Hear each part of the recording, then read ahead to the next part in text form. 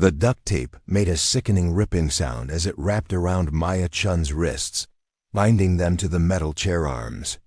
3 pairs of hands worked methodically, their laughter echoing through the empty chemistry lab, while her textbooks lay scattered across the floor like fallen leaves. "Maybe now you'll learn to keep your mouth shut about our grades," Stephanie Walsh sneered, her perfectly manicured nails gleaming as she tore off another strip of tape. Maya's eyes darted to the clock above the whiteboard, calculating how long until someone would find her. But what she had prepared for this exact moment would leave Westbrook Academy's elite students wishing they had never underestimated the quiet girl in the corner. Before we jump back in, tell us where you're tuning in from, and if this story touches you, make sure you're subscribed, because tomorrow I've saved something extra special for you. The morning had started like any other at Westbrook Academy, with Maya Chen arriving 30 minutes before the first bell to claim her usual spot in the back corner of every classroom. At 17, she had perfected the art of invisibility, moving through the prestigious private school's marble hallways like a ghost among the living. Her scholarship status was an open secret that followed her everywhere, whispered about in the same breath as her perfect grades and her habit of actually reading the assigned literature, while her classmates bought essay papers online. Maya adjusted her wire-rimmed glasses and pulled her cardigan tighter around her small frame as she entered the chemistry lab for first period. The room smelled of sulfur and disinfectant, with pristine workstations arranged in precise rows beneath, fluorescent lights that hummed with institutional authority. She had always loved science because numbers and formulas, didn't care about your family's bank account or whether your uniform was secondhand from the academy's lost and found. The peace of the empty classroom shattered when Stephanie Walsh burst through the door, flanked by her usual companions, Victoria Sterling and Ashley Park. These 3 formed the nucleus of Westbrook's social hierarchy, daughters of senators and CEOs who treated the academy like their personal kingdom. Stephanie's platinum blonde hair cascaded over her shoulders in waves that cost more than Maya's mother made in a week, and her confidence radiated the kind of unshakable certainty that came from never hearing the word no.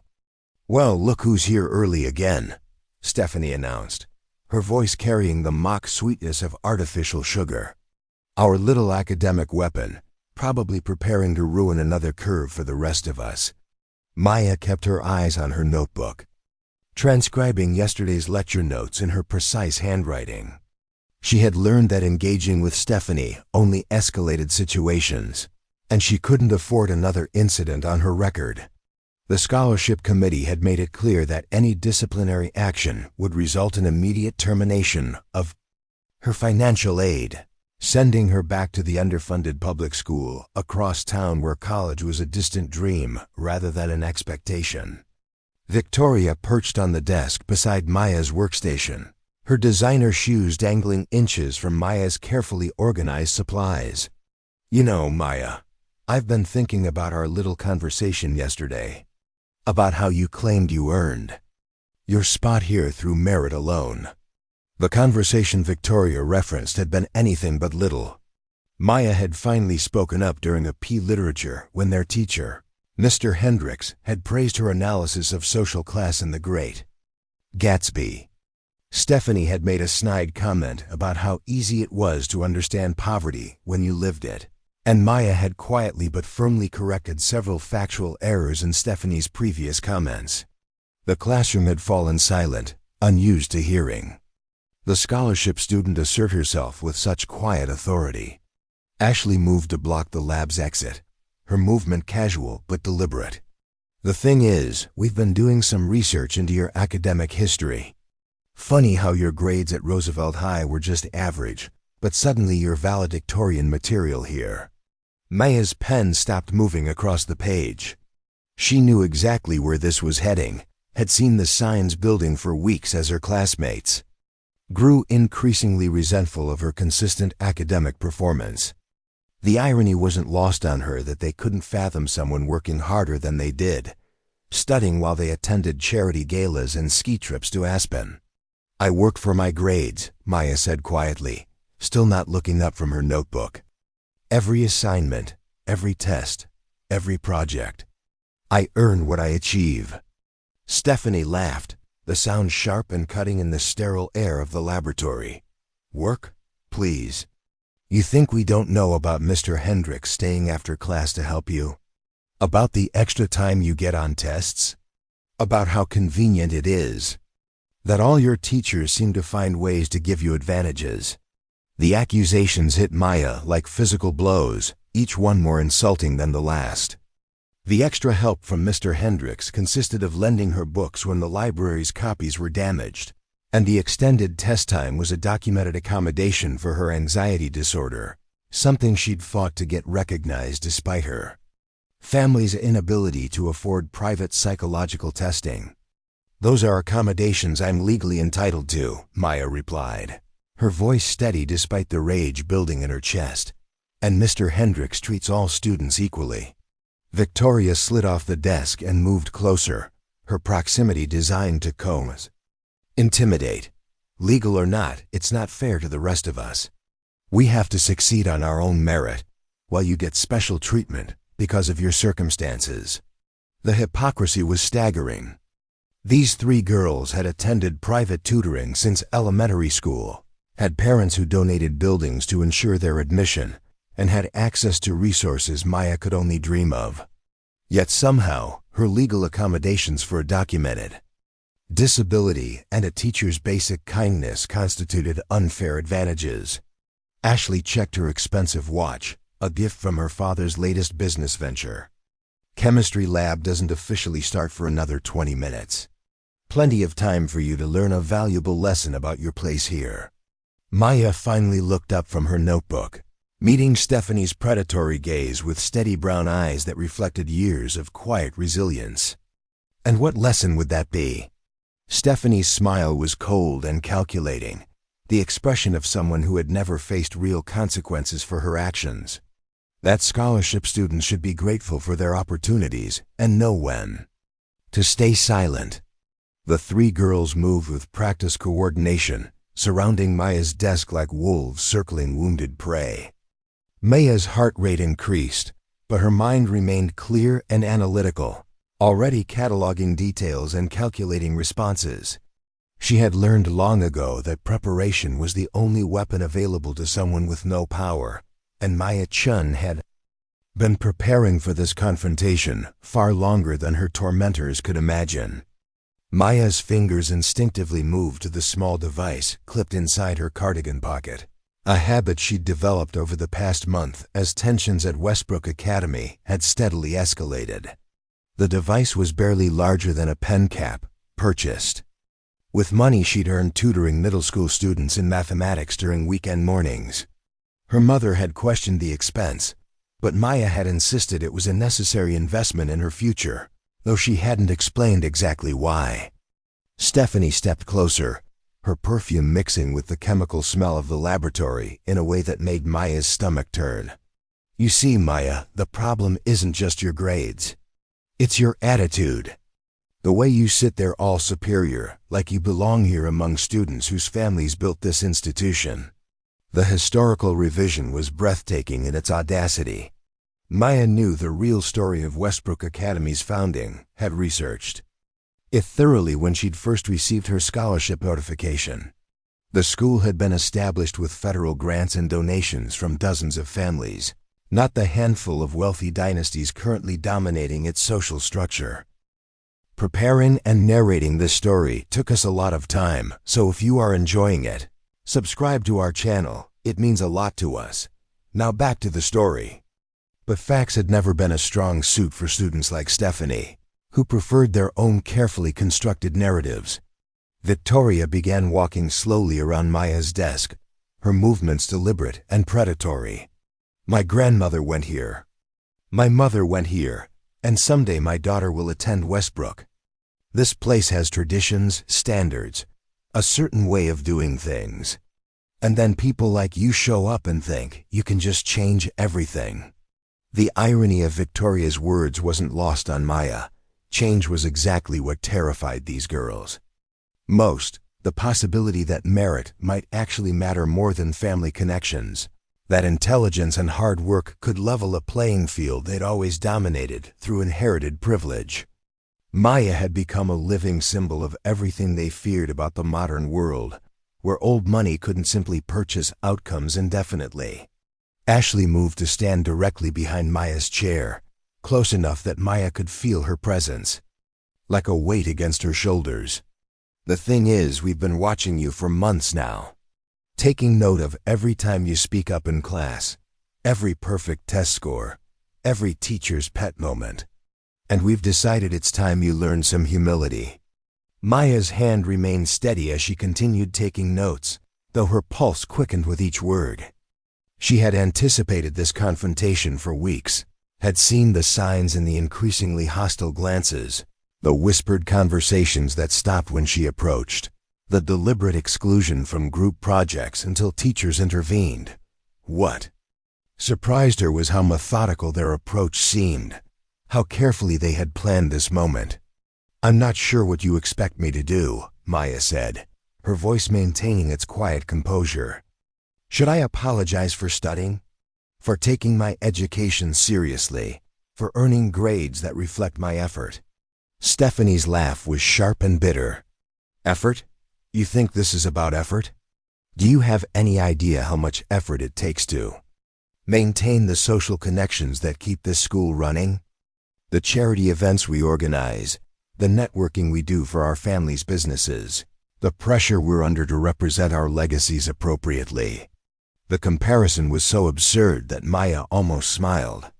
Stephanie was comparing mandatory attendance at catered social events to Maya's routine of studying until midnight after her shift at the campus bookstore, then waking at 5 in the morning to review material before classes began. The disconnect between their realities was so vast that meaningful communication seemed impossible. Victoria leaned against the lab bench, her posture casual despite the tension radiating from her every movement. "The scholarship committee made a mistake when they selected you, Maya.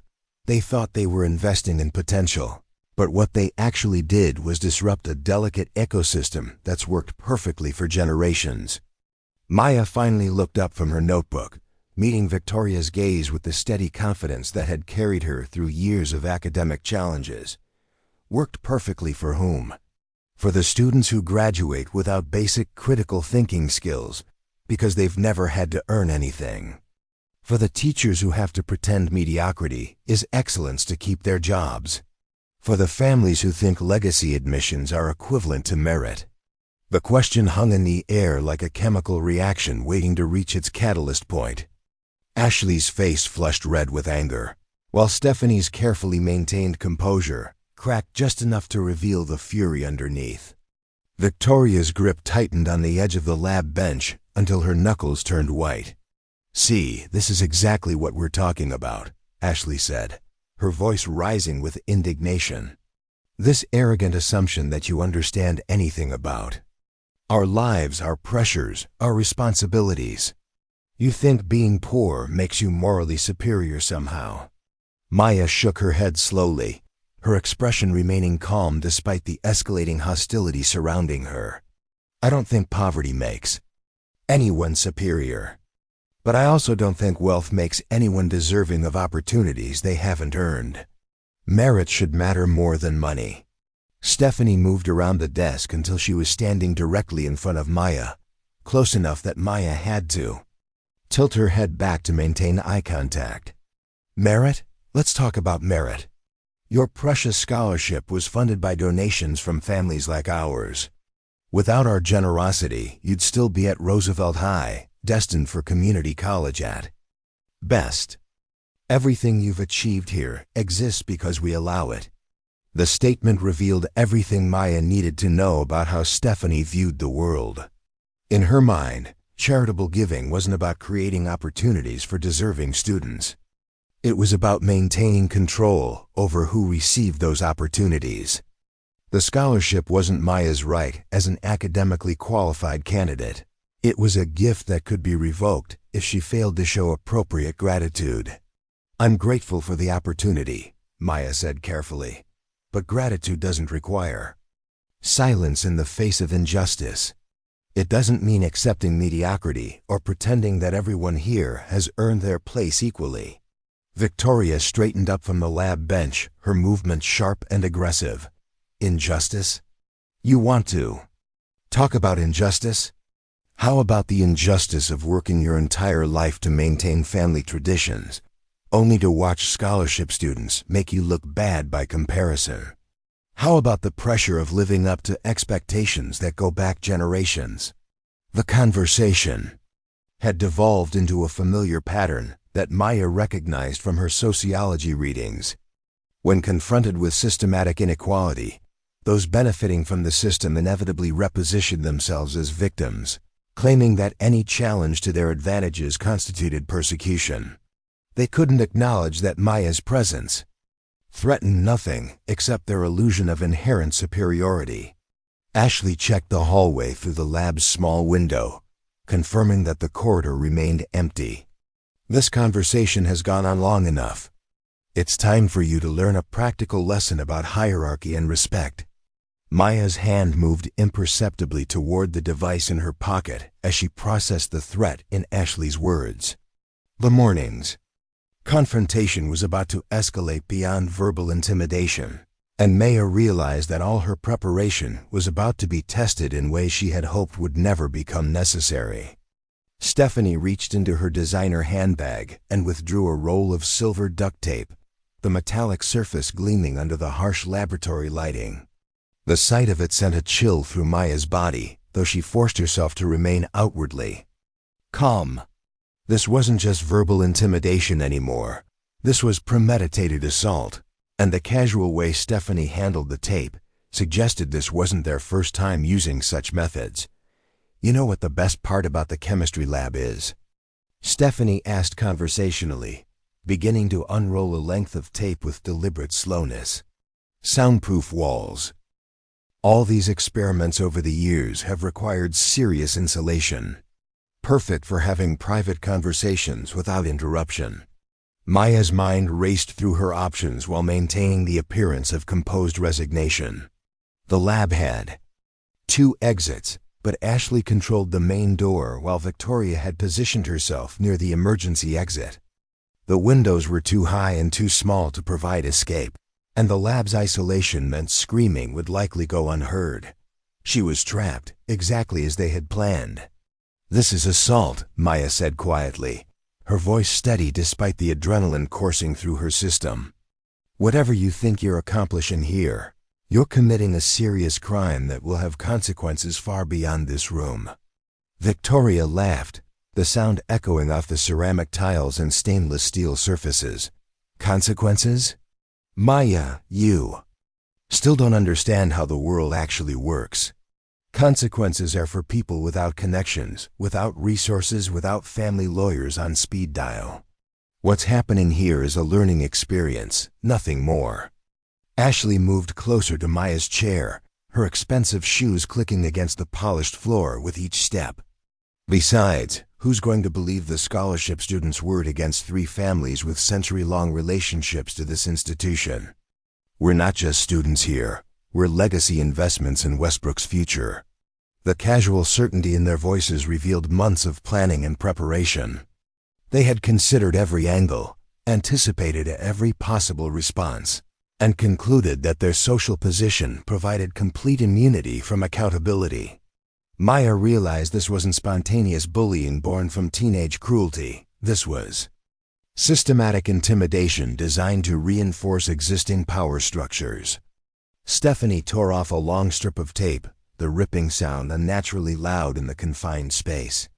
The thing about teaching lessons is that they need to be memorable.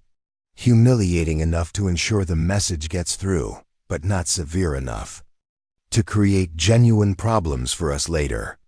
Maya's fingers found the small recording device in her pocket, pressing the activation button with practiced subtlety. The device had been recording ambient sound for weeks, capturing countless instances of harassment and discrimination that Maya had documented with scientific precision. Today's events would simply be the most extreme entry in her growing collection of evidence. "What exactly do you want from me?" Maya asked, genuinely curious about their endgame. "Do you expect me to withdraw from advanced classes? To stop participating in discussions? To apologize for academic performance that reflects nothing more than consistent effort?" Victoria stepped forward, her face flushed with righteous indignation. "We want you to understand your place. To recognize that being here is a privilege, not a right, and that privileges can be revoked when recipients become ungrateful. We want appropriate respect for the natural order of things." The phrase "natural order" crystallized everything Maya needed to understand about their worldview. In their minds, social hierarchy wasn't the result of systematic advantages and inherited wealth. It was an organic expression of inherent worth. They genuinely believed that their family's success reflected superior character rather than historical circumstances and accumulated privilege. Ashley reached for Maya's left arm, her grip firm but not yet painful. "Stand up slowly. Move to the center workstation where we can work more comfortably." Maya remained seated, her body language relaxed despite the tension coiling in her muscles. "I'm not going to participate in my own assault. If you want to commit a felony, you'll have to do it without my cooperation." Stephanie's perfectly applied makeup couldn't hide the frustration creeping across her features.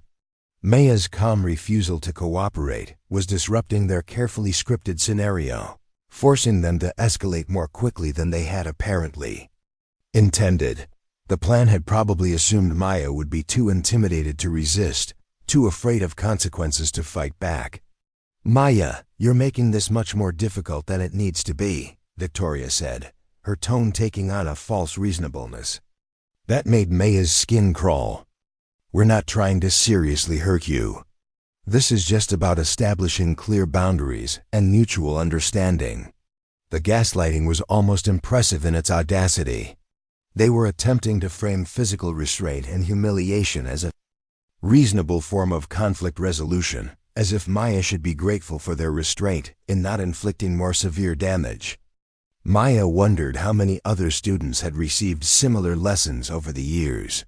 Ashley and Victoria moved simultaneously, each grabbing one of Maya's arms and attempting to lift her from the chair. Maya's body went completely limp, forcing them to bear her full weight while trying to maintain their grip.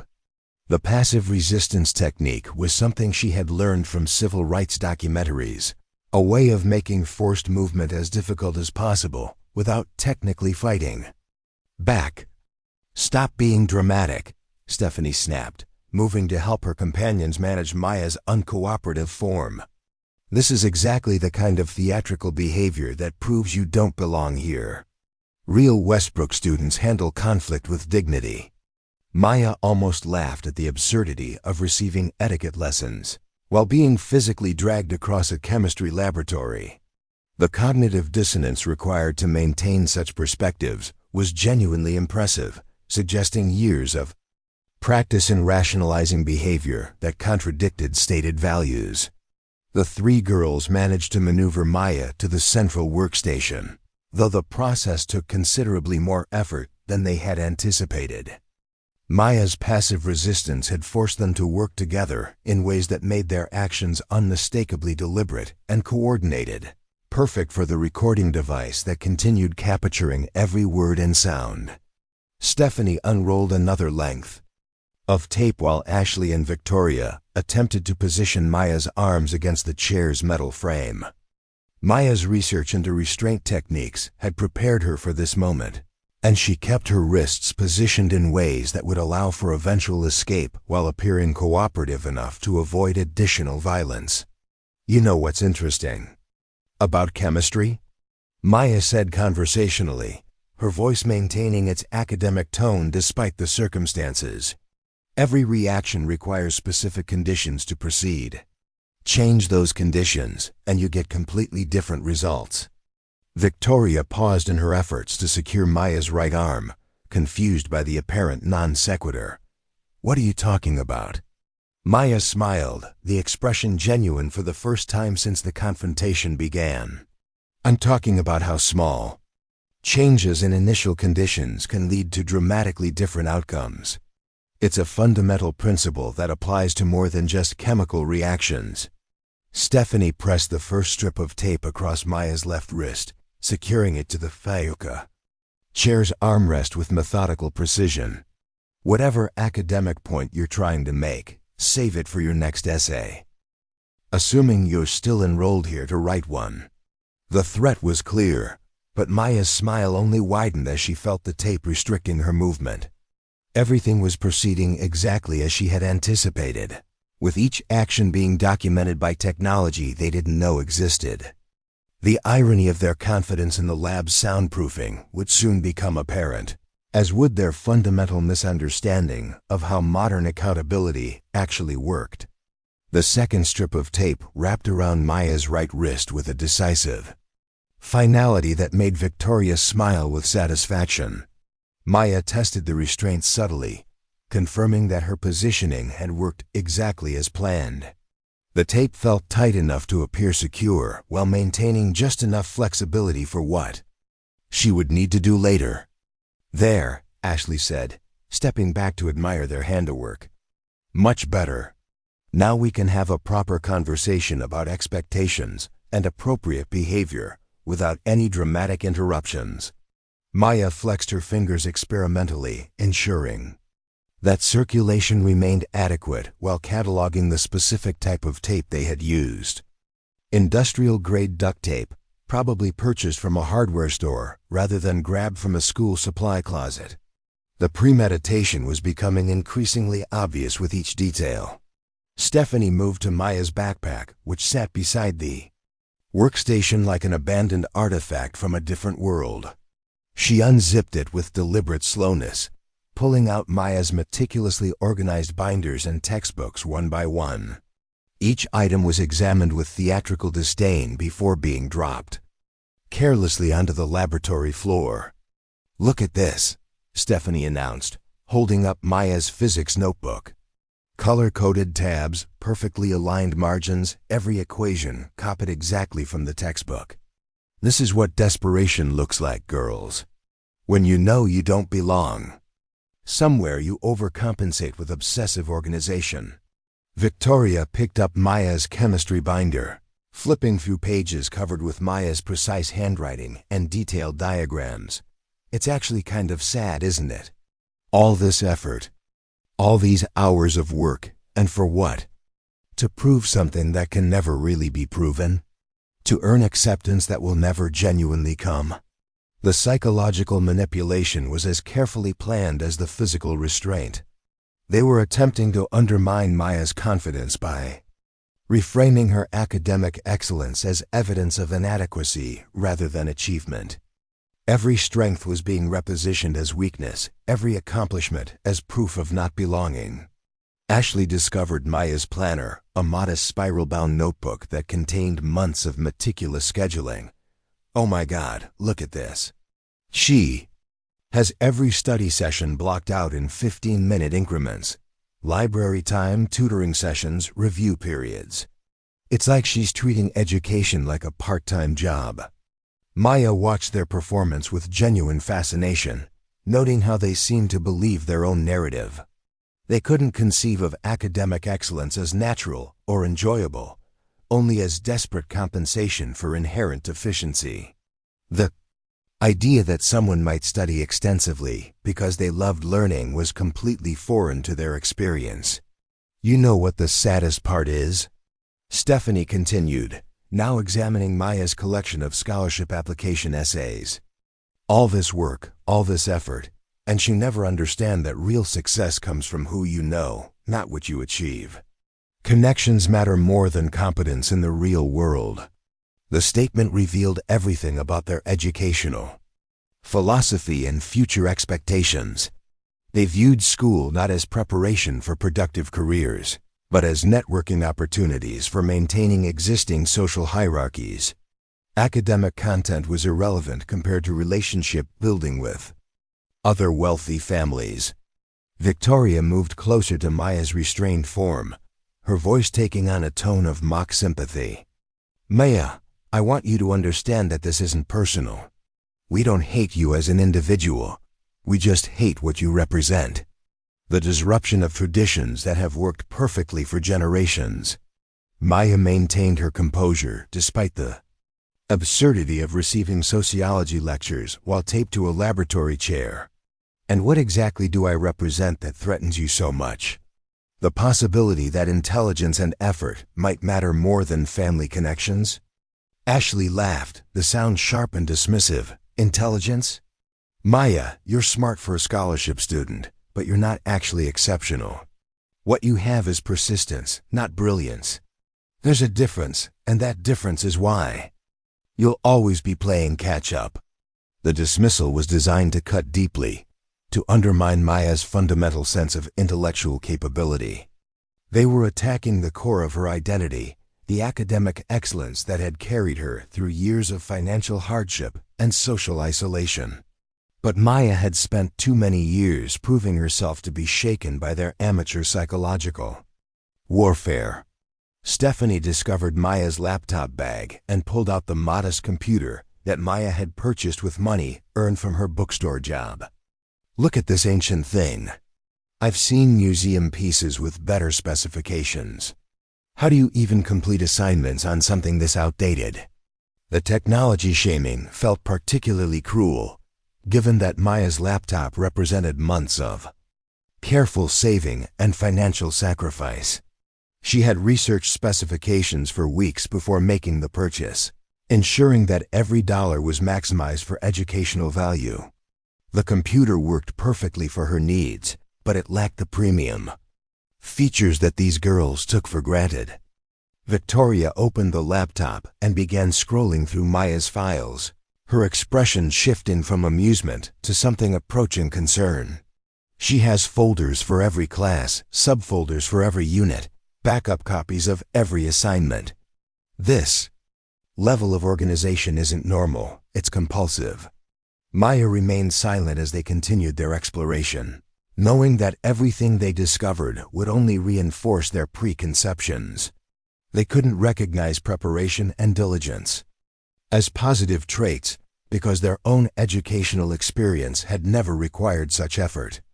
Success had always been guaranteed through family connections and financial resources. Ashley found Maya's financial aid documentation in a carefully labeled folder, her eyes widening as she read through the paperwork.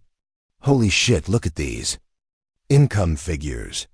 Maya, your family makes less in a year than my parents spend on vacation. How do you even afford basic necessities? The question revealed a stunning lack of awareness about economic reality for most American families. Ashley seemed genuinely shocked that families could survive on median household incomes, as if poverty was an abstract concept rather than daily reality for millions of people. We manage, Maya said simply, refusing to provide details that would only fuel their sense of superiority. Her family's financial struggles were private, not entertainment for privileged teenagers who had never experienced genuine hardship. Stephanie moved behind Maya's chair, her presence making Maya's skin crawl with discomfort. This is what I mean about understanding your place. Maya, you come from a world where survival requires constant effort, where nothing is guaranteed, where you have to fight for every opportunity. That's not the world we live in. The observation was accurate, but incomplete. Maya's background had indeed taught her that success required continuous effort and careful planning, but it had also taught her resilience, resourcefulness, and the ability to find opportunity in unexpected places. These were strengths, not weaknesses, though her tormentors couldn't recognize them as such. Victoria checked her expensive watch, a gift that probably cost more than Maya's entire wardrobe. We still have 15 minutes before first period officially begins. Plenty of time for Maya to reflect on everything we've discussed and decide how she wants to proceed with the rest of her time at Westbrook.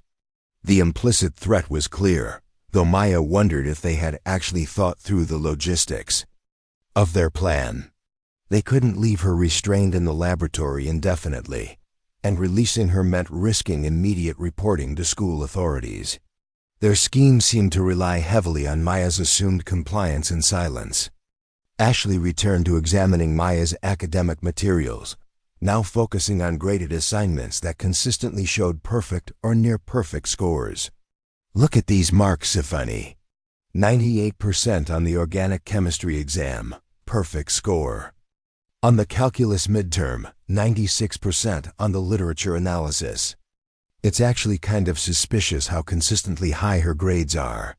The suggestion of academic dishonesty was the natural next step in their psychological assault, but Maya felt only contempt for the accusation.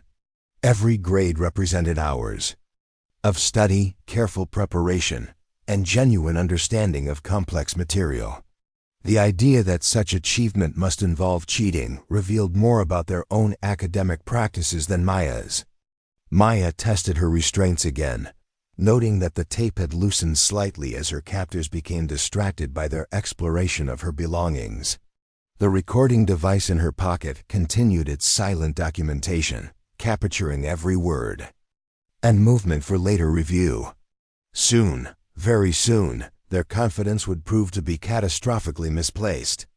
Maya watched as Stephanie prepared another strip of tape, apparently intended for her ankles to complete the humiliation. The three girls had grown increasingly comfortable with their control over the situation, their voices louder and more careless as they documented their psychological torture with phone cameras. What they didn't realize was that Maya had been documenting everything far more thoroughly than their amateur recordings could capture. "You know what's funny about power?" Maya said conversationally, her voice cutting through their laughter with unexpected clarity. "People who inherit it never really understand how fragile it actually is. They mistake temporary circumstances for permanent advantages." Victoria paused in her examination of Maya's homework assignments, something in Maya's tone triggering a flicker of unease. "What are you talking about now?" "More of your philosophical nonsense about merit and justice." Maya smiled, the expression genuine and confident in a way that made Ashley step back involuntarily. "I'm talking about the difference between perceived power and actual power. You three think you control this situation because you've restrained me physically and isolated me from immediate help. But you've fundamentally misunderstood the nature of modern accountability." Stephanie scoffed, though her grip on the duct tape tightened perceptibly. "More academic theories, Maya. This isn't a classroom discussion about social dynamics. This is reality, and in reality, connections trump credentials every single time." Maya's hand moved inside her cardigan pocket with practiced subtlety, activating the wireless transmission feature she had installed on her recording device 3 weeks earlier. The modification had cost her 2 weeks of lunch money, but the investment was about to prove invaluable in ways these girls couldn't imagine. "Actually, Stephanie, this is exactly a classroom discussion about social dynamics. And you three have just provided a perfect case study in how privilege can blind people to changing circumstances. Let me share some data with you." Ashley moved closer, confused by Maya's suddenly confident demeanor. "Data? Maya, you're taped to a chair in an empty laboratory. What data could you possibly have that matters right now?" Maya's smile widened as her phone began buzzing with incoming notifications from inside her backpack. "Well, for starters, I have 47 minutes of high-definition audio recording of today's events, beginning with your initial threats in the hallway and continuing through every word you've spoken since forcing me into this room." The three girls froze, their faces shifting from confident amusement to shocked disbelief. Victoria was the first to recover, though her voice carried a new note of uncertainty. "You're lying. We checked your pockets, your backpack, everything. There's no recording device." Maya gestured with her restrained hands toward her cardigan. "The device is smaller than you might expect, and I've been carrying it for weeks as your harassment escalated. Every threat, every discriminatory comment, every instance of intimidation has been documented with timestamps and location data." Stephanie lunged toward Maya's pocket, her movements frantic and desperate. "Delete it. Whatever you think you recorded, delete it right now, or we'll make this much worse for you. Maya remained calm despite Stephanie's proximity, her voice maintaining its academic composure. That's interesting, Stephanie. Are you threatening to escalate your assault in response to evidence of your existing assault? Because that threat is also being recorded, along with everything else you've said. Ashley's face had gone pale as the implications began sinking in. She's bluffing. There's no way she could have been recording this whole time without us noticing. And even if she was, it doesn't matter. No one will believe her word against ours. Maya's phone continued buzzing insistently from her backpack, the sound growing louder and more frequent.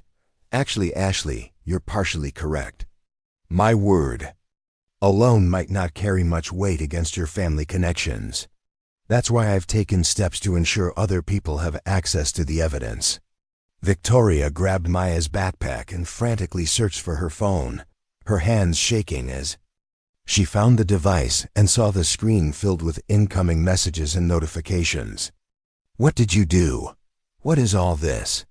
Maya watched Victoria's growing panic with scientific interest. I installed an automatic backup system 3 weeks ago, after you cornered me in the library and made it clear that this confrontation was inevitable. Every recording is automatically uploaded to cloud storage and shared with predetermined contacts. Stephanie snatched the phone from Victoria's hands, scrolling through message after message from unknown numbers. The screen showed notifications from social media platforms, news websites, and various email addresses that she didn't recognize. Who are these people?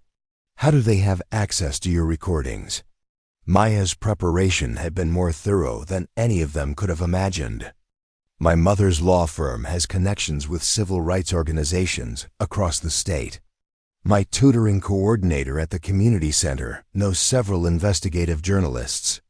My chemistry teacher from Roosevelt High maintains relationships with education advocacy groups. When I realized what kind of school culture existed at Westbrook, I built a network of accountability. Ashley grabbed for the duct tape, her movements frantic as she tried to secure Maya's legs to prevent any possibility of escape. We can still control this situation. We can say she attacked us first, that we were defending ourselves. Our families have lawyers who can handle anything she throws at us. Maya watched Ashley's desperate efforts with calm amusement. Ashley, your understanding of legal strategy is about as sophisticated as your understanding of academic achievement. Falsely accusing someone of assault when you're recorded committing actual assault tends to complicate legal defenses significantly. The laboratory door suddenly burst open, revealing Dr. Patricia Williams, Westbrook's principal, accompanied by 2 police officers and a woman in a business suit carrying a briefcase. The scene that greeted them spoke for itself. 3 students standing over a 4th who was restrained with duct tape, surrounded by scattered belongings and clear evidence of systematic harassment. Dr. Williams surveyed the scene with a mixture of horror and resignation. Step away from Miss Chen immediately. Officers, please document everything exactly as you see it before anyone moves or touches anything. Stephanie's confidence crumbled entirely as she realized that Maya's network of contacts had included law enforcement. Dr. Williams, this isn't what it looks like. Maya has been harassing us for weeks, and we were just trying to talk to her about her inappropriate behavior. The woman with the briefcase opened her device and began playing audio from Maya's recording system. Maya's clear voice filled the laboratory, followed by Stephanie's threats about teaching lessons and establishing hierarchy. The contrast between Maya's calm responses and the escalating aggression from her attackers was unmistakable. Miss Walsh, Miss Sterling, Miss Park, Dr. Williams said formally, you are suspended immediately pending a full investigation into these serious criminal allegations. Your parents have been contacted and are en route to the school. The police will be conducting interviews with all parties involved. As the officers carefully removed the tape from Maya's wrists and ankles, she flexed her hands to restore circulation, while maintaining her composed demeanor. The recording device had captured everything perfectly, and the automatic backup system had ensured that evidence was already in the hands of people who knew how to use it effectively. One of the officers, Detective Sarah Martinez, approached Maya with professional concern. "Miss Chen, are you injured? Do you need medical attention before we proceed with documenting this incident?" Maya stood slowly, testing her mobility before responding. "I'm physically fine, Detective Martinez." The restraints were uncomfortable, but not harmful. "However, I do have extensive documentation of the systematic harassment that led to today's assault, if that would be helpful for your investigation." Dr. Williams's expression grew increasingly grim as she realized the scope of what had been happening under her administration. "Miss Chen, I want to personally apologize for the failure of our systems to protect you from this harassment. We will be conducting a comprehensive review of our policies and procedures to ensure this never happens again." Maya gathered her scattered belongings with methodical precision, her movements reflecting the same careful organization that had characterized her academic work. "Dr. Williams, I appreciate your concern, but individual apologies won't address the institutional problems that enabled this situation. Real change requires systematic reform, not personal regret." As news crews began arriving in the parking lot, alerted by Maya's network of advocacy contacts, Westbrook Academy found itself at the center of a national conversation about privilege, accountability, and institutional responsibility. The three girls who had thought themselves untouchable discovered that modern technology had fundamentally altered the balance of power in ways their inherited advantages couldn't counter.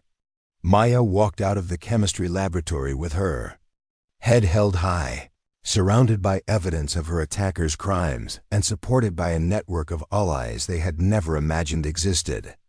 The quiet girl they had tried to silence had instead amplified her voice beyond anything they could suppress, proving that preparation and documentation could overcome even the most entrenched systems of privilege.